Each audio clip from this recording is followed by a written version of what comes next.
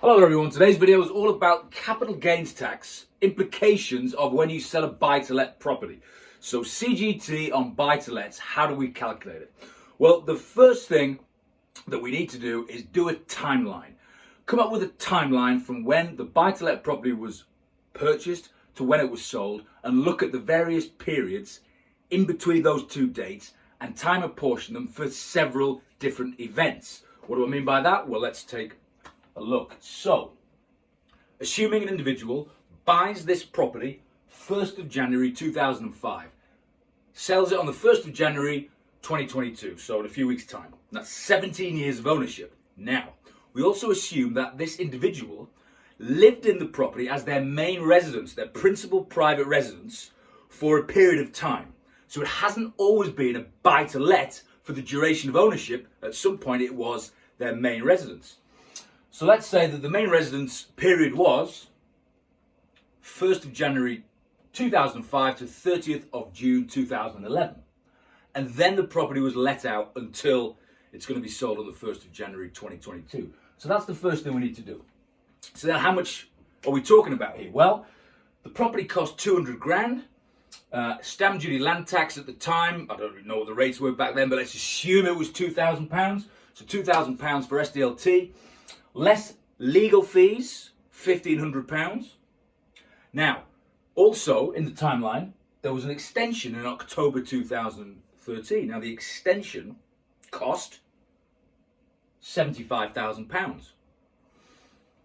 Property, when it's sold in January 2022, is sold for 450 grand. Legal fees at the time of selling, £3,000. So that's all the data, that's all the info that we need to work out the capital gain. Now, the first thing to say about this, the extension, it comes in the timeline, but we actually don't care at what point the extension happens. It's irrelevant for the purposes of capital gains tax in terms of the timing, as long as the state of the extension is reflected in the condition of the building at the time of sale. That's what the tax rule says. So in other words, if you put on a granny annex in 2013 and decided you didn't like it, or granny didn't like it, and you knocked it down 3 years later, so it no longer was there at the time of selling the building, you won't get tax relief against your capital gains tax for the extension. So the extension has to be still standing at the point of selling the property for it to make an impact on the capital gain. Okay? So that's what that is. So let's just have a look at calculation. Let's dive into the calc. Start off with the sales price. Always start off with the sales price, 450 grand. Then you knock off the costs of the sale.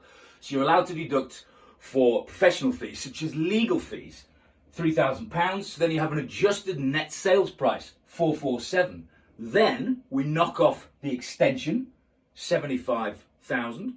Assuming in this case it is still reflected in the state of the condition of the building when it was sold. Less the cost of 200,000. Less the purchase costs, so the legal fees and the SDLT. So when you buy a building, you don't get any relief for the SDLT at that point, but years or maybe decades down the line, that's when you get the relief. SDLT paid in 2005, getting relieved in 2022. So it's important to keep records. A lot of people think that you should keep records for HMRC for 6 years. Yeah, that's for income tax, but for capital gains tax, when the time horizon is way, way longer, you need to keep them for that much longer. Just don't destroy records to do with capital items such as buy-to-let properties. Just keep them. Keep them for as long as you own the asset, is the rule of thumb. So then we crunch through the numbers. It gives us a gain of 168,000. 168 grand. Just shy of 169 actually, 168,500. So we then have to time apportion. So we worked out the gain, and that's the reason for doing the timeline, because now we time apportion. And we say, look, start off with the principal private residence. How long was it this individual's main residence? Well, we've already said it's 6.5 years at the start. But then there's also a quirk, if you will, in the capital gains tax rule that says if you dispose of a property, a residential property, buy-to-let, that at some point was your principal private residence in the past, we will also give you the last 9 months. The last 9 months. And treat that as being a period of main residence relief, even though it wasn't, even though you still didn't live in it that last 9 months, it was still let out. But the rules say that you can treat the last 9 months as if it was your main residence. In other words, exempt from capital gains tax, which is terrific. Well, it's terrific. It used to be 36 months. The last 3 years were deemed to be main residence, even if they weren't. And then the government decided after many years that was too generous, brought it down to 18 months, but now it's come down again to 9 months. But listen, hey, it's better than a kick in the teeth. So the last 9 months deemed to be main residence, as well as the time it was actually your main residence. So you top those up, it's 7.25 years, 7.25 years, out of a total of 17 years. So 7.25 out of 17 is the percentage of the ownership that is exempt from capital gains tax by virtue of it being your main residence. So we just apply that fraction to the gain of 168.5 multiplied by the fraction to determine the period that it's chargeable comes to 96,000. Then you knock off your annual allowance. Now remember, everyone gets an annual allowance for capital gains tax similar to what they do for income tax. It's a very close amount actually. It's 12,300. 12,300 comes off there, leaves us a gain chargeable to capital gains tax of 84,340. So 84 grand subject to capital gains tax. Now, next question, what is the rate of capital gains tax? Well, the rate of capital gains tax depends on two things. It depends on if you're a basic rate taxpayer or a high rate taxpayer, and also the nature of the asset. Now, as I've done several videos on this, the government aren't particularly big fans of landlords. They think that private landlords distort the housing market, so they're doing all they can to make life difficult for landlords, restricting interest relief on mortgage payments, extra SDLT on acquiring more buy-to-lets, and hitting you with a higher rate of capital gains tax when you sell residential property.